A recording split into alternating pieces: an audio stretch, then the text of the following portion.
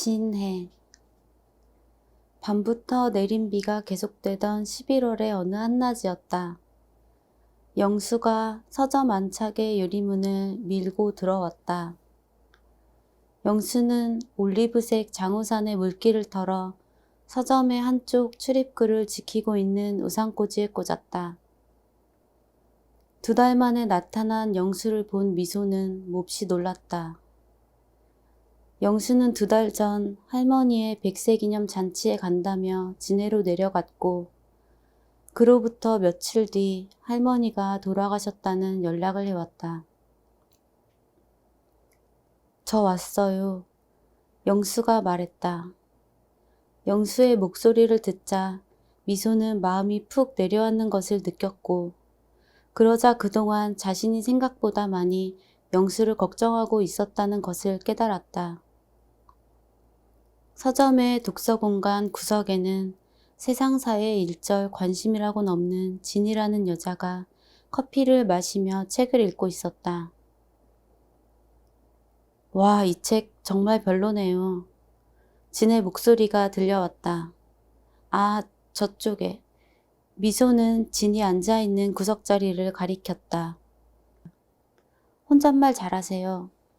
미소가 웃으며 말했다. 잘하고요, 좋아하고요. 구석에서 다시 진의 목소리가 들려왔고 진의 자리로부터 좀 떨어진 곳에 영수와 미소가 앉았다. 진의 말에 미소는 하여간 재밌으셔 하고 말하면서도 시선은 쭉 영수에게 가 있었다. 미소는 영수의 표정을 읽고 싶었지만 도통 알 수가 없었다. 어떤 마음인지는 잘 모르겠어. 난 그런 경험이 없으니까. 미소는 속으로 생각했다. 미소가 알기로 이제 영수는 이 세상에 혼자 같은 것이 되었다. 고향집에서 이 사진 한 장을 건졌어요. 영수는 그렇게 말하며 깨끗한 코트 안주머니에서 사진 한 장을 꺼냈다. 사진에는 어린 영수로 보이는 한 아이가 잇몸을 드러낸 채 활짝 웃고 있었고 어린 영수 뒤로는 말 한 마리가, 말 뒤로는 하얀 파도가 밀려오고 있었다.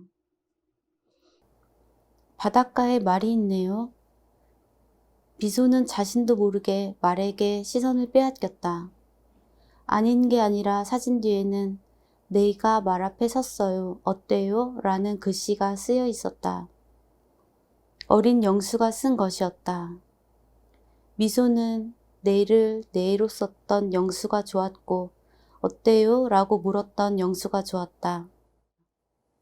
그리고 지금도 미소의 생각보다 영수는 좋아 보였다.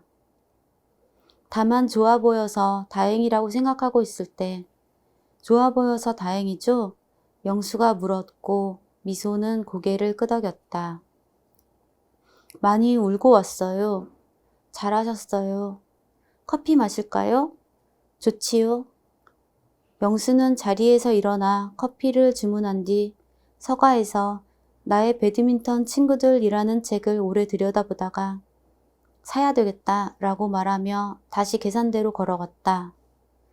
그 사이 미소는 자신의 마음을 바라보았고 이제는 완전히 안심을 했다. 그렇게 날이 어둡게 질 때까지 서점 안에 4사람은 각자의 시간을 보냈다. 끝까지 읽으니까 재밌네요. 진의 목소리가 들려왔다. 영수는 읽던 책을 덮고 서점 주인이 건네준 아몬드 쿠키를 오도독 하고 깨물었다. 오도독 하고 저쪽에서도 소리가 나는 걸 보니 진도 쿠키를 먹고 있는 것 같았다. 내일 배드민턴 치지 않을래요? 배드민턴이요? 오늘 밤에 비가 그친다고 해요. 그럼 한번 그래 볼까요? 근데 셋인데 어쩌죠? 미소의 물음에 서점의 주인은 진에게 다가갔다. 혹시 배드민턴 싫어해요? 배드민턴이라면 좋아하고요, 또 잘하고요. 혼잣말 같은 거군요. 서점 주인이 말했다. 다음 날 비는 그치지 않았으나 넷은 서점 근처에 있는 공터에서 만났다. 맞을 만한 정도의 비였지만 비를 맞으며 배드민턴을 치는 것은 넷 모두 처음이었다. 그리고 또 넷 모두 배드민턴 세트와 셔틀콕을 가져왔다. 넷은 각자 자신의 라켓을 꺼냈다. 하나씩은 남겨졌다. 넷은 손바닥을 뒤집어 팀을 정했는데 서점 주인과 미소가 한 팀, 영수와 진이 한 팀이었다.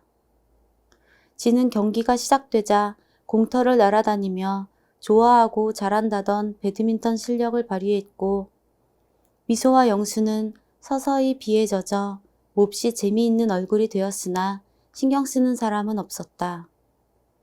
서점의 주인은 모자를 쓰고 와서 안전했다. 문제는 비나 얼굴이 재밌어지거나 하는 것이 아니었고 셋의 실력이었는데, 셋의 실력은 곧 넷의 실력이 되어 경기가 시작하고 얼마 후부턴 넷은 오직 공만 주우러 다녔다. 그리고 또 얼마간의 시간이 지나자 이젠 진마저 엉뚱한 대로 공을 치기 시작했다. 공터 입구에 버려진 캠핑 의자를 갖다 놓고 종일 그곳을 지키는 할아버지는 아까부터 그들의 모습에서 눈을 떼지 못하고 있었다. 그러다 넷은 누가 먼저랄 것도 없이 실실 웃기 시작했는데 마지막엔 전부 라켓을 내려놓고 해탈한 듯 웃어 제꼈다. 미소는 왠지 지금은 영수 씨마저 좀 이상해진 것 같지만 너무 좋다. 그런 생각을 했다. 여긴 바닷가도 아니고 말도 없지만 영수 씨가 어릴 때처럼 웃고 있다고.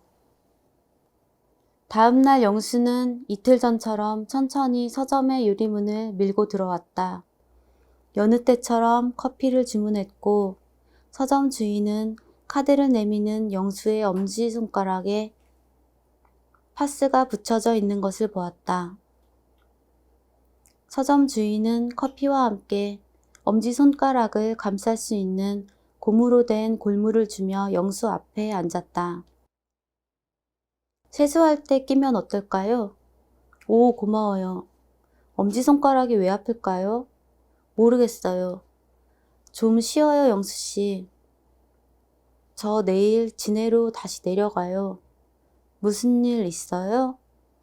그게 좀 그렇게 되었다고 말하며 영수는 자신의 이야기를 서점 주인에게 들려주었다. 진해에 살 땐 이 집 저 집 옮겨 다니느라 어린이 치고 너무 바빴다는 이야기였다. 비를 맞으며 자전거를 타던 날과 할머니가 수세미를 뜨거나 김을 굽던 모습에 대한 이야기도 들려주었는데 자전거 이야기는 이미 여러 번 들은 이야기였다. 영수는 비가 올 때마다 그 이야기를 했다. 그때마다 서점 주인은 영수에게 다른 질문을 던졌다. 자전거는 몇 살 때 처음 배웠어요? 비를 맞으면서 자전거 타면 기분 어때요? 어디 가는 길이었어요? 그냥 탄 거예요? 감기에 걸리지는 않았고요? 그날은 집에 와서 뭐 먹었어요? 커서도 종종 그래 본 적이 있나요? 영수가 진지하게 기억을 곱씹으며 대답을 하면 비를 맞으며 자전거를 타던 날의 이야기는 계속해서 풍성해졌다. 영수 씨 사진 한 장 찍어줄까요? 서점 주인이 영수에게 물었다. 그 코트가 너무 좋네요. 주인이 덧붙이자 영수가 고개를 끄덕였다. 서점 한쪽에 사진관이 있는 곳. 두 개의 출입구 중 한쪽은 독서 공간에 가깝고 한쪽은 사진관과 가까웠다. 영수는 카메라 앞에 섰고 서점 주인은 오늘 영수의 모습을 찍었다.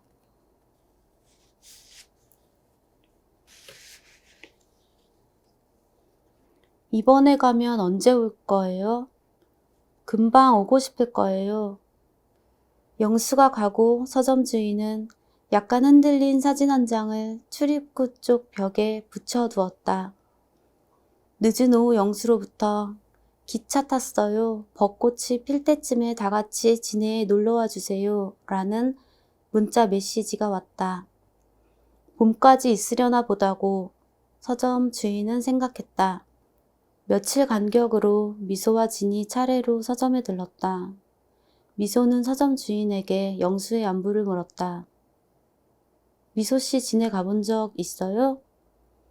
서점 주인은 미소에게 그렇게 물으며 그날 찍은 영수의 사진을 보여주었다.